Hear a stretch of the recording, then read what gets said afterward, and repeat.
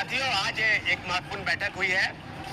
बैठक में हम लोगों ने फैसला किया है, जो एसटीटी के अभ्यर्थी हैं उन्होंने फैसला किया है कि 25 से 30 तारीख के बीच में, यानी 25 अगस्त से 30 अगस्त के बीच तमाम जिलों में जाकर अभ्यर्थी जो हैं एसटीटी अभ्यर्थियों के साथ संपर्क करेंगे। जिन्होंने बीएड कर रखा है, जिन्होंने डीएलएड कर रखा है, जिन्होंने मास्टर्स की डिग्री ले की है, उनके साथ एक जनसंपर्क अभियान बनाएंगे और 5 तारीख मतलब 5 दिनों तक चलने वाले इस अभियान में जो लोग हैं वो जमा होंगे एक जगह। कोई अगर मधेपुरा का है तो मधेपुरा में जमा होगा, कोई पटना का है तो पटना में जमा होगा। तो तमाम जिलों के अभ्यर्थी अपने अपने जिलों में जनसंपर्क अभियान चलाएंगे। और हम लोगों ने फैसला किया है कि सरकार का जो अल्टीमेटम है, जैसा कि शिक्षा मंत्री 19 अगस्त को प्रेस के द्वारा पूछे गए सवाल के जवाब में उन्होंने कहा कि 8 से 10 दिन का हमको समय दीजिए, कोई ना कोई रास्ता आप लोग के पक्ष में हम निकालेंगे। तो हम वही शिक्षा मंत्री से सवाल पूछना चाहते हैं कि अगर आप गुमराह करना चाहते हैं, अगर छात्रों अभ्यर्थियों को 10 दिन का समय देकर चीजों को ढकना चाहते हैं, क्योंकि आपने पहले भी पूरक परिणाम के नाम पर छात्रों को गुमराह किया है, तो गुमराह होने वाले अभ्यर्थी नहीं है। एसटीटी के मांग को लेकर 3 बार सड़क पर उतरे हैं और हम 13 बार सड़क पर उतरने के लिए तैयार हैं। 30 तारीख के बाद कभी भी हम सड़क पर उतरेंगे। 5 दिनों तक हमारा जो अभियान है वो तमाम जिलों में अभ्यर्थियों के बीच में जाएगा। क्योंकि जिस प्रकार से आप बयान दे रहे थे, 19 तारीख के बयान के बीच में छात्रों के बीच में थोड़ी खुशी जरूर हुई है। तो हम मुख्यमंत्री जी से आग्रह करते हैं कि जिस प्रकार से आपने सब लोगों को दिया है, तरह तरह की योजनाओं को आपने लागू किया है, उस योजनाओं को लागू करने के पीछे जो उद्देश्य है उस उद्देश्य की हम सराहना करते हैं। लेकिन महिलाओं को दिया, डोमिसाइल नीति को आपने मुहर लगाया है, 35% आरक्षण सरकारी नौकरी महिलाओं को मिले उसके लिए भी आपने कदम बढ़ाया है।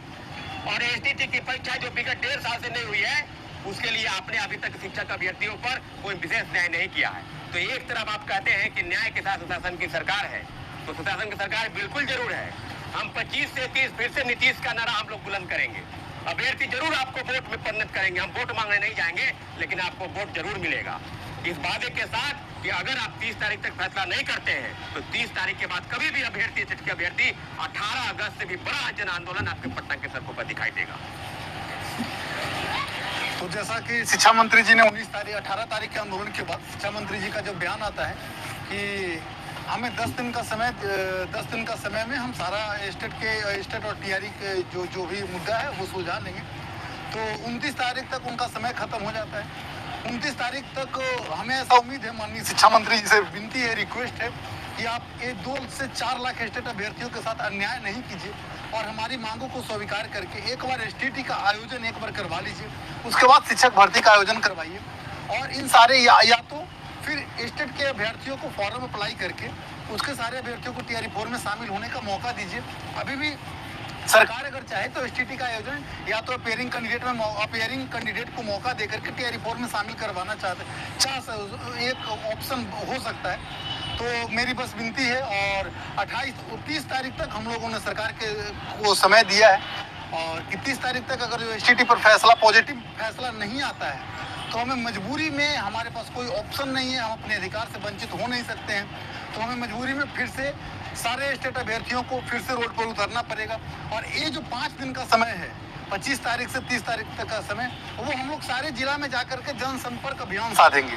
सारे जिला में जाकर के सारे स्टेट अभ्यर्थियों को एकजुटता लाने का प्रयास करेंगे और अपनी मांगों को लेकर के 30 तारीख तक हम लोग इंतजार करते हैं।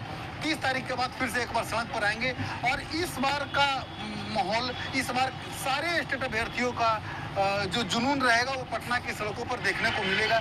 इसलिए मेरी सरकार से विनम्र विनती है और शिक्षा मंत्री जी से भी विनम्र विनती है कि आपने बहुत सारा बिहार सरकार में लगातार शिक्षक भर्तियां हो रही है, आप एक बार एसटीटी अभ्यर्थियों को मद्देनजर ध्यान में रखते हुए, क्योंकि इनकी संख्या 1-2 लाख नहीं, अगर जो पूरे परिवार को मिला ले तो 25 लाख इनकी संख्या है, तो आप एक बार सारे स्टेट अभ्यर्थियों को मद्देनजर ध्यान में रखते हुए और एक बार टीआरई 4 से पहले एक एसटीटी का आयोजन करवा लिया जाए, ताकि इन सारे बच्चों को हम सारे को सुन रहे हैं।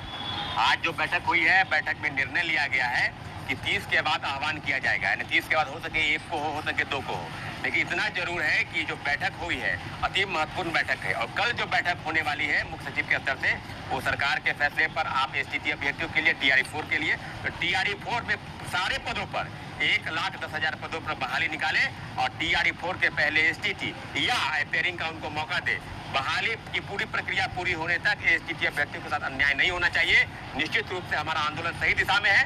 शिक्षा मंत्री को बयान बदलना होगा, सरकार को हमारी बातों पर ध्यान देनी होगी और निश्चित रूप से एसटीटी अभ्यर्थियों के लिए जो चीजें हो रही है वो बिल्कुल गलत हो रहा है। शासन प्रशासन से हम आग्रह करते हैं कि हमारी बातें, हमारी व्यवस्था इस प्रकार से न बनाई जाए कि हमको पुनः सड़क पर उतरना पड़े। इसलिए बार बार आग्रह किया जा रहा है शासन से कि हमारी बातों को सुनी जाए।